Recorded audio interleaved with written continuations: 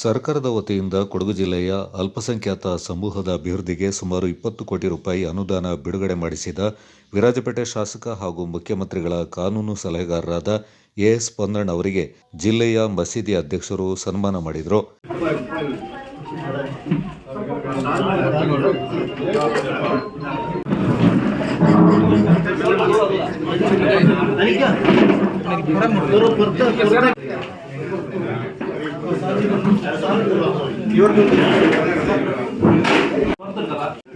ಅವರಿಗೆ ಏತ್ರಿ ಮತ್ತು ಅಮ್ಮತ್ತಿ ಬೆಟ್ಟಗೇರಿ ಸ್ವಲ್ಪ ಕಡಿಮೆ ಆಗಿದೆ ಅಂತ ಮುಂದಿನ ಸಲ ಸರಿಪಡುವಂತ ವ್ಯವಸ್ಥೆ ಮಾಡ್ತಾರೆ.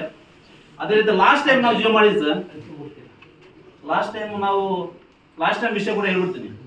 ನಾನು ಕೂಡ ರಫೀಕ್ ಸರ್ ಹತ್ರ ರಿಕ್ವೆಸ್ಟ್ ಮಾಡ್ಕೊಂಡಾಗ ಅವರು ಬದ್ದು ಜೀವ ಆಗಿತ್ತಿಲ್ಲ ಸರ್. ಇಮಿಡಿಯೇಟ್ಲಿ ಸಿಎಂ ಮನೆ ಕರೆಸಿ ಅಲ್ಲಿಗೆ ಮಿನಿಸ್ಟರ್ನ ತರಿಸಿ ಅಲ್ಲಿಂದ ಸರ್ ಕೊಟ್ಟ ನಿರ್ದೇಶನ ಪ್ರಕಾರ 1 ವಾರದಲ್ಲಿ ಜೀವ ಆಗಿದೆ.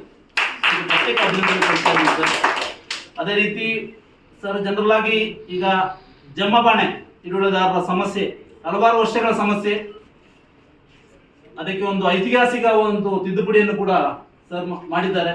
ಅದಕ್ಕೂ ನಾವು ಎಲ್ಲ ಕೊಡಗಿನ ಜನತೆ ಪರವಾಗಿ ನಮಗೆ ಅಭಿನಂದಿಸಿದೆ ಸರ್. ಪ್ರತ್ಯೇಕವಾಗಿ ಅದರ ಜೊತೆಗೆ ನಮ್ಮ ಜಮಾತಿನ ಅಧ್ಯಕ್ಷರುಗಳು ಎಲ್ಲ ನಾಯಕರಿದ್ದೀರಾ, ನಾವು ಸರ್ ಜೊತೆ ಚರ್ಚೆ ಮಾಡ್ಕೊಂಡು ಹೋದು.